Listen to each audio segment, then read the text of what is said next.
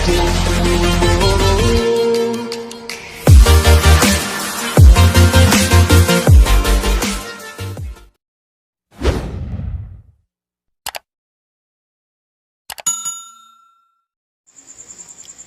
there, thank you for clicking my channel. Thank you for clicking this video, guys. If you're new here, don't forget to click subscribe and click the bell icon there para ma-notify kayo sa ating next video sets na ating tutorial. So welcome back to my channel. Welcome back to this tutorial. Anyways, this is Mentor Mac. I'm going to discuss to you the part 4 of our social science and social studies na reviewer, no? So stay tuned until the end para baka may lumabas sa exam nito, no? So samahan niyo ako along the way. Okay, so let's start. Who wrote the Philippines anthem? So sino susulat ng Philippine National Anthem natin, guys? Si Jose Palma ba? Si Julian Felipe, si Felipe de Leon, or si Delfina Herbosa? Alright, so the correct answer is letter A, because si Julian Felipe, si Jose Palma yung nagsulat, guys, kasi si Julian Felipe is siya yung nag-compose, tapos yung sumulat ay si Jose Palma. So letter A yung answer. So let's read. Juan Felipe composed the Philippines National Anthem in 1898. So remember that, guys, it was on 1898. Bakal ba sa exam, ha? So Jose Palma wrote the poem and became the lyrics. Alright? So the Spanish lyrics was officially translated by Felipe de Leon and now is sung in Filipino. So Spanish lyrics pala yan siya, guys, last 1898, and translated by Felipe de Leon, who siya yung nag-translate into Filipino song. So take note for that, guys, baka lumabas ang exam, ha? So si Jose Palma ang nagsulat, tapos yung nag-compose si Julian Felipe at si Felipe de Leon ang nag-translate. Alright? So, let's proceed. Ano ba tayo? Alright, the first president of the University of the Philippines. So, sino yun, guys? Sa UP. First president. Okay, si William Howard Taft, si Wesley Merritt, si Arthur MacArthur, or si Maury Bartlett. So, the correct answer is letter D. Si Maury Bartlett. It was on 1911 to 1915. So, 3 years on transition, guys. Ay 4 years. So si Maury Bartlett, right? UP first president. Right? So let's proceed. Filipinos have sung for every occasion. During the pre-colonial Philippines, Filipinos would sing this song in preparation for war or battle. So ano yung kanta na yun, guys, na kinakanta ng mga Filipinos during war, in preparation pala ng kung may mga giyera or mga away-away. Okay, so ano yung kinakanta nila? Oyayi ba, Diona, Kumintang, or Kundiman? So the correct answer is letter C, Kumintang, because Kumintangs are songs intended in preparation for battle. Right, so take note, Kumintang is a song in preparation for is a song na kinakanta. Kumintang. Alright, let's proceed. The commander, saan ba tayo, guys? Wala ako, guys. The commander of the American and Filipino forces in Bataan. So sino yun, guys?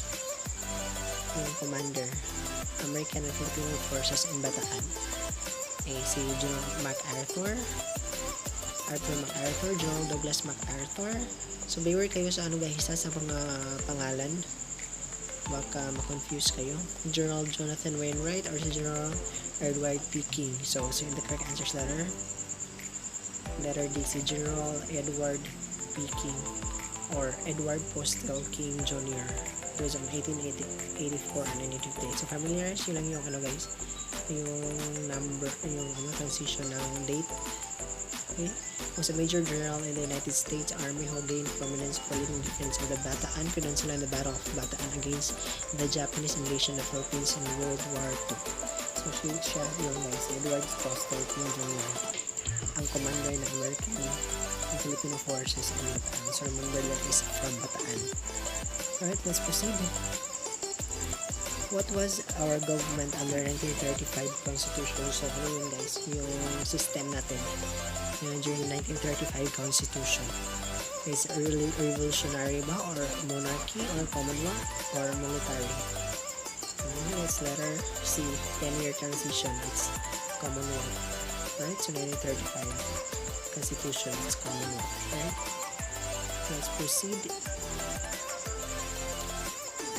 The host country of the 1982 Earth Summit on Sustainable Development is sino yung nag-host guys during the 1982 Earth Summit?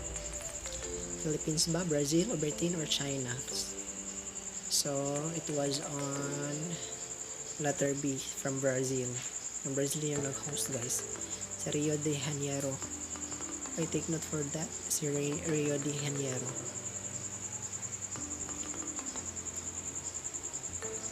Yung nag-host, right? It's from Brazil. Let's proceed.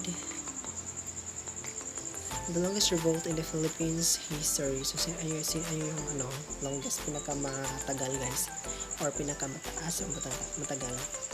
So si Daguhi revolt ba, or Ojego silang revolt, or Gabriela silang revolt, or Palaris revolt? So ano yung longest revolt in the Philippine history so far? It is lasted for 85 years. So, Daguhoy Revolt, guys, yung pinakamatagal. Okay, take note for that. Kasi Daguhoy Revolt, guys, yung revolt na Daguhoy, okay? 85 years. Let's proceed. Known as Maay by the early Chinese traders. So, ano yung Maay na yun? During the Chinese traders. Si Mindoro ba? Or Aklan? It's from Cebu or it's from Manila? It's from Mena de Oro, mine of gold, so Mindoro guys. So remember the keyword ha, Mena de Oro, mine of gold, sa Mindoro yung Chinese traders, right? Let's proceed. Also known as the Bangkok Declaration of 1967. So ano yung dinideclare? It's also known APEC ba, UN, or EU or ASEAN? Yes, Bangkok Declaration of 1967. The correct answer is letter D. Held in Thailand in 1967. ASEAN. So remember that guys, ASEAN. Remember the date, the year, 1967. Next. Known as the Isla de Pintados by the Spaniards. So ano yun? So saang lugar yan? Isla de Pintados by the Spaniards. Sa Luzon ba? Sa Visayas, Mindanao, or Isla Verde? The correct answer is letter B, Visayas. So Visayas guys. The most painted people. Okay, remember that. The most painted people is from Visayas region. Isla de Pintados. Okay? Next. So, sino yung father of social justice? Si Claro Emiracto ba? Or si Serios Menio? Emmanuel Quezon? Or Jose Laurel? Okay? Sino yun? The father of social justice. Walang iba kundi si Manuel L. Quezon. Letter C yung answer. Okay? Next. The first essay of Rizal. So, ano yung kauna-unahang essay ni Jose Rizal guys? Si El Amor Parcio ba? Or A la Juventud Filipina, Sa Aking Kababata, or Me Ultimo Adios? So, first essay result is walang iba kundi ang kanyang El Amor Parcio. So, days after he arrived in Barcelona and June 1882, okay, remember that date, he wrote the essay El Amor Patrio, Love of the Country. So, ang meaning ng El Amor Patrio guys is love of the country, which contain the reasons behind that deep fondness, right? So yung unang panahon ng essay ni Rizal na sinusulat yung El Amor Patrio, right, in June 1882 in Barcelona. So take note for that. Let's proceed. He had promised sweeping economic changes, and he did make progress in land reform, opening new settlements outside Luzon Island. His death in an airplane crash in March 1957 was a serious blow to national morale. So, sino yun? Yung president na yun na economic changes. Namatay siya sa airplane crash in March 1957. So, sino yan? Si Ramon Magsaysay ba? Si Alpidio Quirino? Si Ferdinand Marcos? Si Jose Manuel Rojas? So, letter A, the president of the common tao. Si Ramon Magsaysay, guys. Remember that. Yung mga keyword na, common tao. Pag lumabas guys na, question ng common tao, walang iba kundi si Ramon Magsaysay. Alright? Proceed. President Estrada's MTPDP is anong kanyang guys? MTPDP. Si Angat Pinoy 2004, SONA 2001, Philippines 2000, Sustainable Development. Ano iba kundi si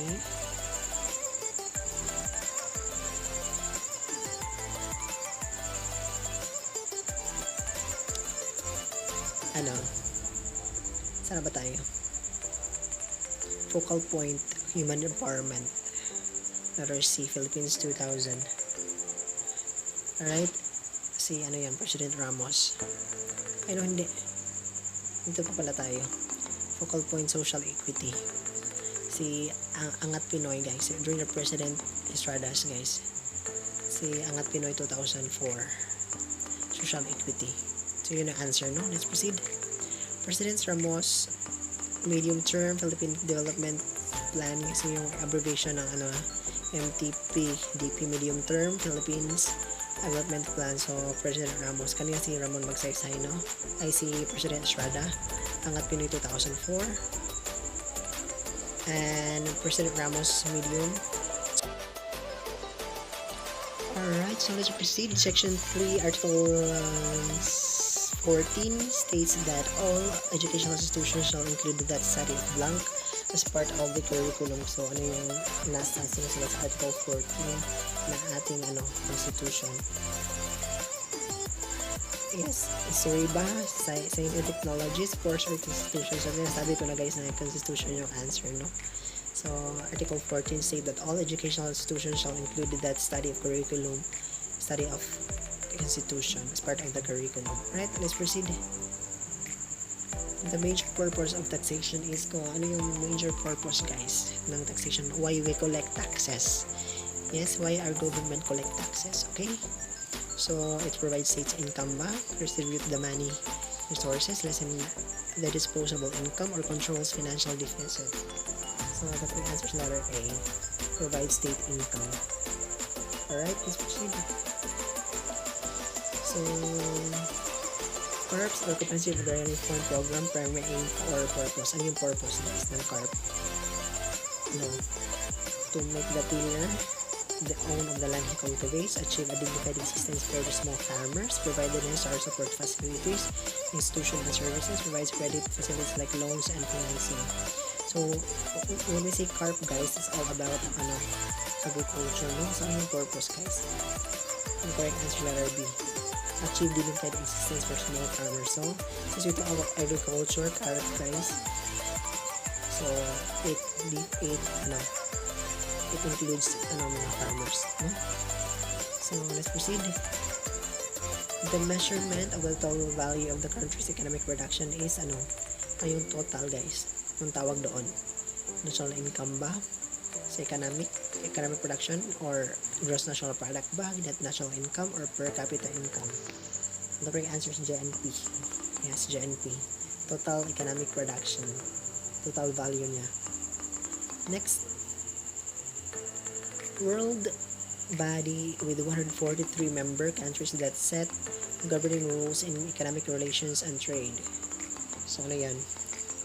143 member countries na nag-set ng governing rules in economic relations and trade. So, World Trade Organization ba? General Agreement of Tariffs and Trade, United Nations, or UN Conference on Trade and Development. So, ano yung 143 member countries? Ayun, letter A, World Trade Organization. So, remember for that. Next. This law allows college students to choose among three component programs of national service, namely ROTC, Literacy Training Service, or Civic Welfare Training. So, ano yung guys? Law na nag-influence together with ROTC, civic welfare training. So ano yun? Ang ano ba? NSTP Act or Civic Service Act ba? National Defense Service Act or National Integrated Service Act? So the correct answer is letter A, NSTP. So di ba? Okay, mag-enroll tayo ng NSTP. So includes ROTC. Tapos yung isa, may dalawang pagpipilian, di ba, ROTC at saka yung isa. So it's called NSTP Act. Alright, let's proceed. It is the environmental milestone that requires industries to install anti-pollution device and ban the use of incinerators. So ano yun guys? Environmental milestone that requires industries to install, ano yan? Anong act na yan? Mag-install ng anti-pollution device. The Greenpeace Act ba? The Environmental Act, CARE Act, or the Clean Air Act, or the Anti-Pollution Act? Letter C, the Clean Air Act. Right? Next is Rizal's winning poem is considerada classic in Philippine literature. So ano yun guys? Yung winning poem ni Rizal in Philippine literature. Mga iba kundi ang Filipino Youth ba? Amor Passion, Los Viajes, or The Tales. Mga iba kundi yung The Filipino Youth. Diba yun? Sikat yung ano niya. Yung poem na yun, Filipino Youth. Alright? Sa aking kababata. Next. In 1952, the organization of the Blank marked a milestone in the Philippine sociology. Ano yun? During 1952, Philippine Social Science Council, Philippine Sociological Society, Research Foundation of the Philippines, Institute of Philippine Culture. So ano? The correct answer is letter B, Philippine Sociological Society. Since we talk about Philippine sociology, so related siya sa society, di ba? Sociological Society, right? Let's proceed. The Secret Society Jose Rizal established designed to promote civic and patriotic education among Filipinos. So ano yung Secret Society ni Rizal guys? La Liga Filipina ba? Companyerism, Propaganda, or La Juventud? Correct answers letter B, Companyerism. So guys, no, magbasa lang kayo about Rizal's life, no, works, and yung libro. Magkanandoon yung ibang answer. Kung lumalabas, no? So next. What was founded by 6 nations in 1967 for partnership in regional development? Yeah, 6 nations in 1967. Siato ba? ASEAN, APEC, or Great Six Nations? Yes. Maybe ASEAN. Right? ASEAN, yes. ASEAN. Okay. Next. The winner in Philippine national presidential election is determined by yung votes na yun classified. While that all the US by yung klase yan, anong system? A total ba? Total votes and sectoral votes, national votes or local votes, popular votes or electoral votes, college votes, multi-party votes, or one-party votes. So, Philippine national presidential election during sa president guys, ano yung binabasihan? The correct answer is popular and electoral college votes. Popular votes dapat guys. Tapos electoral college votes sa US. Diba? Remember that. Take note for that. Sa Philippine, sa binabasihan ng presidential election is popular dapat. Kung yung popular, diba? Then, electoral college votes from US. Next. What particular event awakened national awareness of human indignity during the 1980s prior to the EDSA revolution? Particular event, guys, na human dignity during 1980s prior to EDSA revolutions. So, slave of Ninoy Aquino ba? Or human rights violations, call of Cardinal Sin, or parliament all the streets? It's letter A, slave of Ninoy Aquino. Yes, during the time of guys, Ninoy Aquino, EDSA revolution, 1980s. Okay, next. I think malapit tayong matapos, no? Stay tuned. Which statement in human rights is correct? Yes, ano yung correct ng human rights ito, guys? The statement, guys, human rights are limited ba? Human right is might? Is makapangyarihan ba ang human right? Or human right is moral power, not a physical power? Totoo ba? Or all rights are inalienable? So the correct answer is letter C. Human right is moral power, not a physical power. Yes, guys, it's morality. It's all about attitude. Oh. Wait lang. Punta ko mahuman. Next. Royal rights acquired through the authorship of a book are examples of. So ano yung royally rights acquired through the authorship of a book? Guys, are examples of inalienable rights ba, acquired rights, alienable rights ba, or imperfect rights? Okay, answer is letter A, inalienable rights. Right? So I think, guys, last na itong number na to. Or ano ba tayong dalawa? So next, under which type of right does the right to life fall? So ano, guys? Right to life fall. So anong rights na yan? Inalienable ba or alienable? Perfect rights ba or imperfect rights? Right to life fall. It's an alienable rights. Okay, so remember that. Yung right to life fall is inalienable rights. So proceed. I think last number. So rights which cannot be renounced or transferred because they are necessary for fulfillment of man's primordial obligations. So ano yan? Cannot be renounced or transferred. Anong rights na yan? Alienable ba? Acquired, perfect, or acquired? So, let's letter B, acquired. So, dalo yung answer, no? B and D. Kalimutan ko, guys. So, I think that's all for now, guys. And I hope you learned something today, no? I hope you learned something today, guys. And please read, and read lang, no? Basa-basa.